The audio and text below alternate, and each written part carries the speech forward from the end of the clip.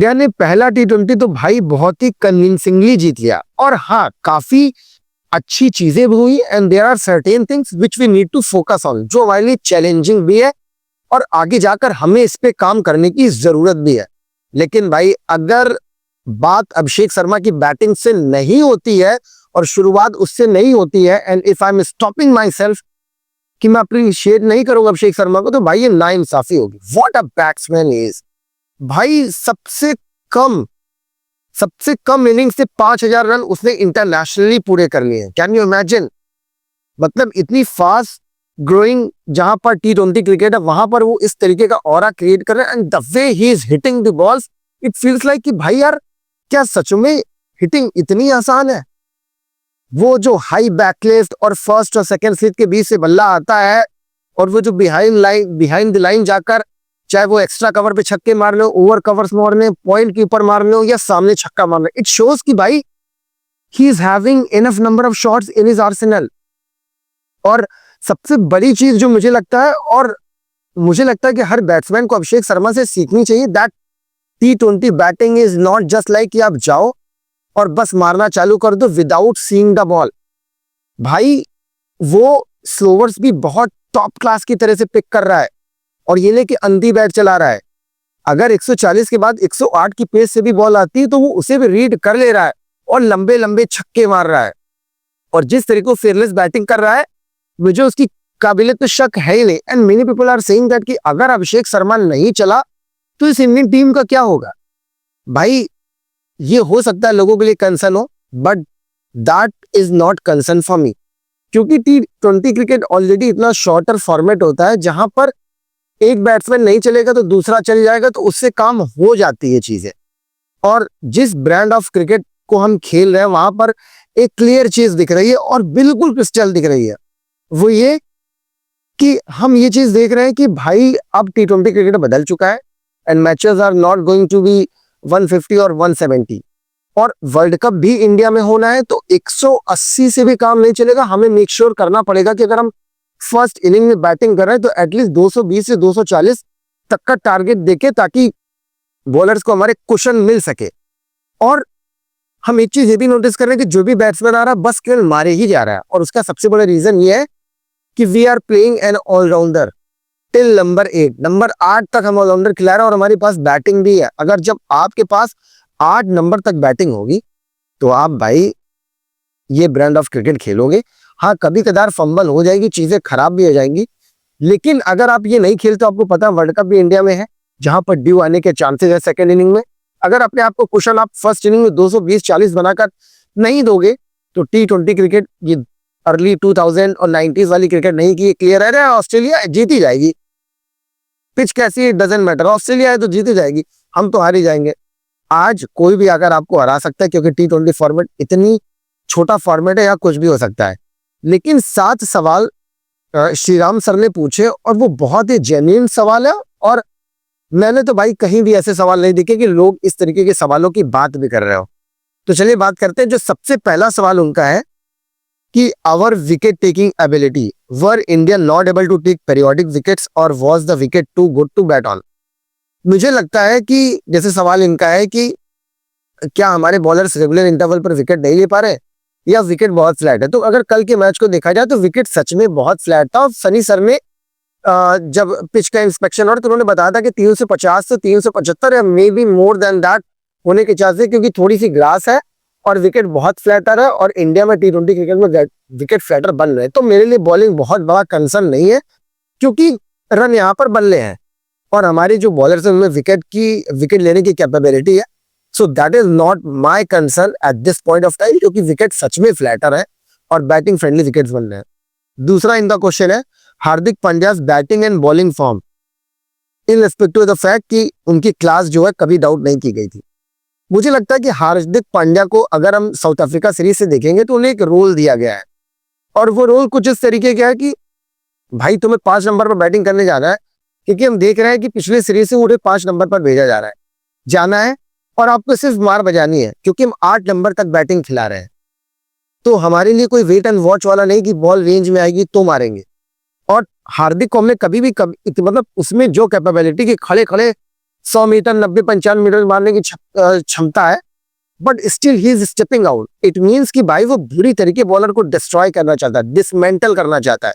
तो मुझे लगता है ये टीम मैनेजमेंट का फैसला है, और हार्दिक अगर 10 बॉल में 25-30 रन बना के दे देगा तो काफी कंडीशन हमारे लिए हेल्पफुल होगा, क्योंकि ऊपर से 4 बैट्समैन, इसका मतलब है कि हार्दिक बैटिंग करने आएगा तो कम से कम 2-3 विकेट तो गिर ही चुके होंगे।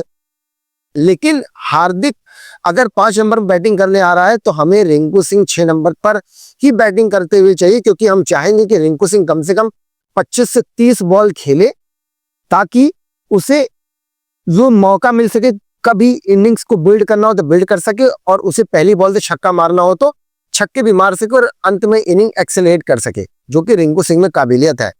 और तिलक वर्मा के आते ही वो स्टेबिलिटी हमें मिल जाएगी, जो इनिंग्स बिल्ड करने वाला हमें एक बैट्समैन चाहिए, वो तिलक वर्मा में पूरी तरह से है। तो मुझे नहीं लगता कि हार्दिक पांड्या के इतना कंसर्न है। तीसरा है, what happens to Ishan once Varma returns, what number will the two bat assuming Ishan stage in the 11। अगर वर्मा आज ही आते हैं तो ईशान किशन का खेलना लगभग नामुमकिन है, और अगर ईशान और तिलक एक साथ खेलेंगे, दोनों मतलब टीम में खेलेंगे, तो 3 पे ईशान या 3 पे तिलक, 4 पे ईशान, 5 नंबर पे सूर्य कुमार यादव, तो हम अपने ऑलराउंडर से कॉम्प्रोमाइज करना पड़ेगा। और इवन ऑलराउंडर से नहीं, हमें कहीं ऐसा हो सकता है कि एक बॉलर कम खिलाना पड़े। तो मुझे पर्सनली लगता है that Ishan is not going to be in this squad for the world cup 11 में। बेसिकली वर्मा जी सीधे रिप्लेस करेंगे। तो ये क्वेश्चन का सीधा आंसर ये कि वर्मा जी आएंगे और स्टेबिलिटी प्रदान करेंगे। चौथा question, do we really need to have both Dube and Pandya together in the 11? If not, then batsmen like Akshar and Rinku will get enough time to bat the opposition out. Exactly. अगर दुबे और रिंकू दोनों हम खिलाएंगे तो एक बॉलर को हमें छोड़ना पड़ेगा, और ये पॉसिबल नहीं। तो मुझे लगता है कि अभी तो हम खिला रहे हैं, लेकिन जब हम वर्ल्ड कप में जाएंगे तो शायद दुबे और उसमें से कोई एक ही खेलते दिखे, एक एक्स्ट्रा बॉलर शायद हम खिला सके, क्योंकि हमें एक कुशन चाहिए होगा कि प्रॉपर बॉलर का कभी सिचुएशन ऐसी आ सकती है। और अक्षर पटेल को भी चाहिए कि कुछ बॉलें खेलने को मिले अकॉर्डिंग टू सिचुएशन, कभी ऊपर बैटिंग करने की जरूरत पड़ गई तो। बाकी रिंकू को मैं हमेशा चाहूंगा कि एनफ नंबर ऑफ बॉल मिले, कम से कम 25 बॉल तो उसे खेलने को मिले, क्योंकि जिस तरीके की उसकी काबिलियत उसे बताया है, गॉड्स प्लान का टैटू सिर्फ ऐसे ही नहीं बनाया हो, मेरे में काबिलियत है। पिछले 1 साल से हमने कई कॉम्बिनेशन, कई फिनिशर ट्राई करे, लेकिन अंत में रियलाइज हुआ कि he is the only batsman who can do everything for us. Innings build करनी हुई तो वो भी, लंबे लंबे छक्के मारने हुए तो वो भी। 5वां question, Sanju, his blow, hot blow, cold performance are they result of his constant in and out of the team, और is this pattern of performance? Irfan Pathan ने भी इसकी बात की है कि संजू से एक तो बड़ी इनिंग आ जाती है, लेकिन उसके बाद फिर से रन नहीं आते, फिर एक बड़ी इनिंग आ जाती है। तो संजू का ये चलता रहा है, और मुझे लगता है ये चलता रहेगा। Things are not going to change instantly, क्योंकि अगर इतने वक्त से चला आ रहा है तो मुझे लगता है कि ये इसी तरीके चलने वाला है। हमें इस पे आदत डालनी पड़ेगी, लेकिन मुझे ये भी लग रहा है कि वर्ल्ड कप के बाद शायद ईशान संजू को रिप्लेस करे, और कोई ना कोई तो संजू को रिप्लेस करेगा। मुझे नहीं लगता कि इंडिया संजू के साथ परसिस्ट करेगी अगर संजू का इसी तरीके की चीजें जारी रही तो। 6वां question, impact spinner, does Varun still have what it takes और is he only out of form? There was no hint of turn from him. Kuldeep is also woefully out of form these days. Is that the reason why Bisnoy was included at the end? Does he make good the equation? हाँ, वरुण चक्रवर्ती के बारे में आप बात कर सकते हैं, लेकिन मुझे लगता है कि वरुण कभी भी बहुत ज्यादा स्पिन नहीं कराता था, और सिर्फ वही जो गूगली फेंकते वो थोड़ी सी अंदर आती है, और वो तेज और लगभग 90 प्लस उसकी बॉल रहती है। जो लेग स्पिन वो करने की कोशिश करता है वो थोड़ी सी सीधी होती है, इससे ज्यादा कुछ नहीं होती।